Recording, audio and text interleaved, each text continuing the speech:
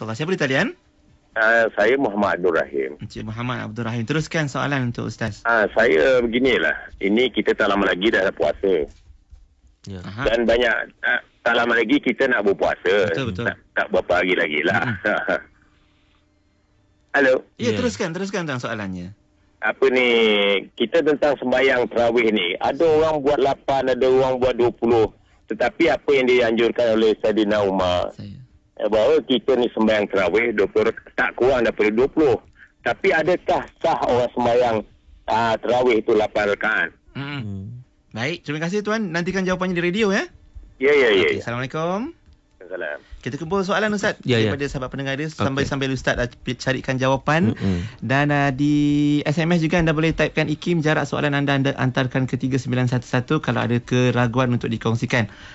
Okey, kita terus dulu jawapan daripada Ustaz tentang tarawih. Dahsyat. Cik Abdul Rahim kita advance. Tapi jangan berlatih tarawih time Syaban Ustaz. Advance sangat. Macam mana agaknya jawapannya? Terima kasih kepada Cik Muhammad Abdul Rahim. Memang Cik Abdul Rahim semangat untuk berjumpa Ramadan, alhamdulillah. Tapi tarawih itu solat sunat pada bulan Ramadan saja. Bulan lain dia tak sunat. Cumanya satu ingatan juga, kadang-kadang orang silap faham. Orang ingat bahawa witir pun bulan Ramadan juga. Dia sebenarnya tidak ya, walaupun kita buat tarawih dan juga witir bulan Ramadan, tetapi memang tarawih hanya bulan Ramadan, witir sepanjang tahun. Itu berbeza. Dan baik dari sudut solat tarawih 8-20 ini satu perbahasan khilafiyah yang sampai bila pun tidak akan habis perbahasannya. Dan perkara ini menjadi khilaf di kalangan ulama. Ada yang kata 8, ada yang kata 20. Dan kita lihat bahawa perkara khilaf ini kita berlapang dada lah.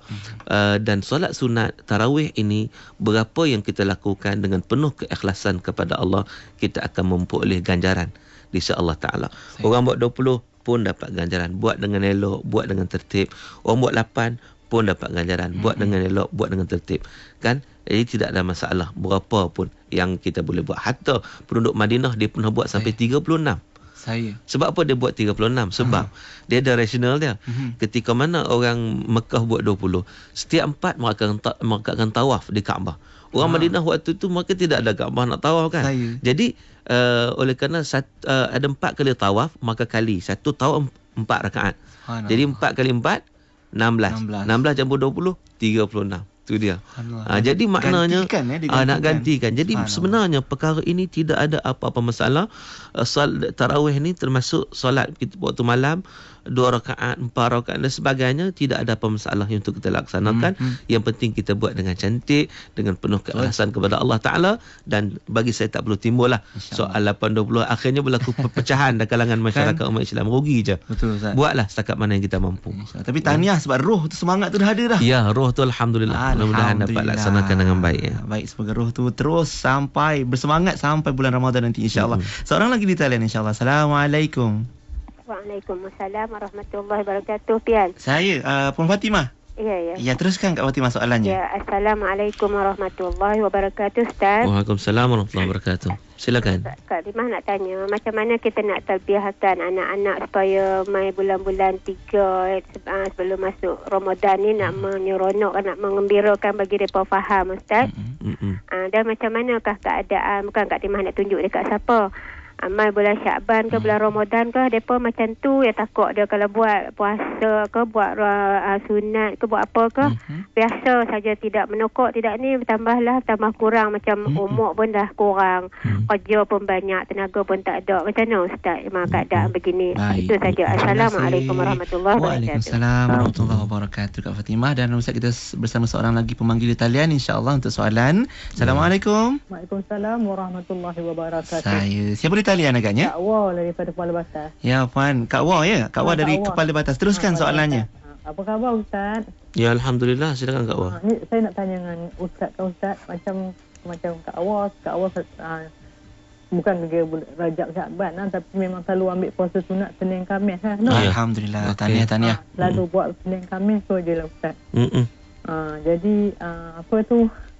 Itu saya nak tanya Ustaz, macam Ustaz cakap kan kalau buat 8 tarawih itu pun itulah tadi Ustaz dah jawab kan. Ini satu lagi Ustaz, saya tanya Ustaz, kalau kita selawat kat Nabi, kita selawat Allahumma salli ala Sayyidina Muhammad aja, boleh tak? Kita saja je, tak ada apa-apa, duduk-duduk aja. Baik. Terima kasih Ustaz. Terima kasih Kak Wah. Assalamualaikum. Assalamualaikum warahmatullahi wabarakatuh. Okey, dua soalan dulu Ustaz, macam mana tentang tarbiyah dan juga puasa dan selawat tu Ustaz. Baik, terima kasih kepada Puan Fatimah dengan Kak Wah. Yang pertama, tentang tarbiyah, nak didik macam mana. Dia sebenarnya macam ni ya. Kita lihat Allah Ta'ala sebut dalam Al-Quran, wasari'u ila maghfiratin min rabbikum. Dalam surah Ali Imran, bersegeralah kamu untuk memperoleh pengampunan daripada Allah Subhanahu Wa Ta'ala. Jadi benda-benda macam ni, macam Puan Fatimah sebut tadi, kadang masing-masing leka, masing-masing umur semakin kurang, dia kata kan. Mana semakin meningkat, kuranglah kita di atas dunia ni. Betul kan. Jadi kita agak terlupa, lalai. Itu yang hadis yang kita sebut tadi, hak Nabi kata tu, manusia lalai kan. Jadi sebenarnya bila kita ingat bahawa kewajipan untuk bersegera itu satu kewajipan, bersegera mendapat pengampunan daripada Allah Subhanahu Wa Taala. Sebab kita tak tahu ya bila kita akan dijemput oleh Allah Azza wa Jalla. Dalam konteks anak-anak dan sebagainya, dalam sebuah keluarga kita kena ada juga orang kata majlis tazkirah. Kena buat majlis tazkirah di kalangan keluarga, di kalangan family, supaya ianya dapat membuahkan hasil yang terbaik. Macam saya sebut juga tadi bahawa kadang kita susah nak puasa, contohnya kan, payah seorang-seorang. Kita buat secara beramai-ramai. Satu keluarga, daripada bapa, daripada ibu, anak-anak. Anak-anak ni bila mak pak dia buat, dia seronok. Dia senang ikut sebenarnya. Tapi kalau mak pak suruh anak, mak pak tak buat, jadi itu yang susah tu kan. Balik kot balik kot. Jadi itu itu antaranya. Kak Wah pula, terima kasih Kak Wah ya, tentang puasa Isnin Khamis. Dia sebenarnya puasa Isnin Khamis pun merupakan sunnah Nabi SAW. Memang menjadi amalan Nabi untuk berpuasa sunat pada Isnin Khamis. Jadi Kak Wah kata dia mampu untuk Isnin Khamis, tak ada masalah, teruskan. Itu dah cantik lah kan. Abu Rajab Isnin Khamis, Sya'ban Isnin Khamis, tapi Ramadan tak boleh Isnin Khamis lah. Ramadan kena penuh lah kan. Dan bulan-bulan lain begitu juga Isnin Khamis. Ini bahaya Ramadan Isnin Khamis. Istiqamah Kak Wah tu satu benda yang sangat-sangat penting. Istiqamah itu, sebab istiqamah satu perkara yang susah, tetapi bila dia dapat tu, alhamdulillah, mendapatkan nikmatan yang rahmatnya cukup besar di Allah Ta'ala.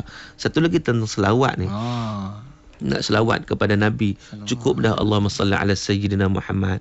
Selawat ni, kita selawat pada Nabi, walau setakat itu pun sudah memadai. Yang penting itulah selawat.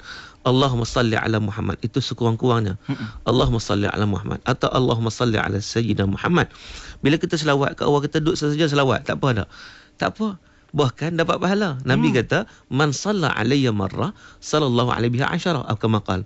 Nabi kata, siapa yang berselawat padaku sekali, Allah Ta'ala akan berselawat kepadanya 10 kali. Selawat daripada Allah maknanya rahmat daripada Allah turun kepada kita. Jadi duduk saja nak dapat rahmat 10 kali, selawat kat Nabi sekali. Kan?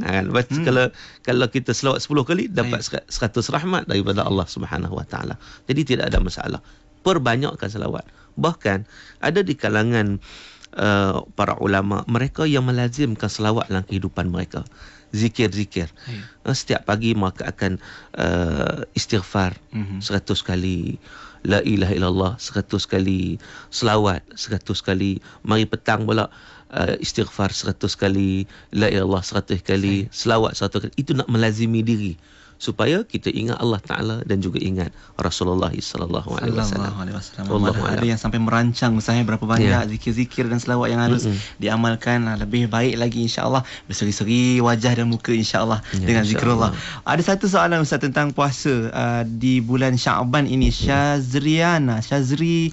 Syahrizani. Subhanallah, nama canggih-canggih zaman sekarang ni.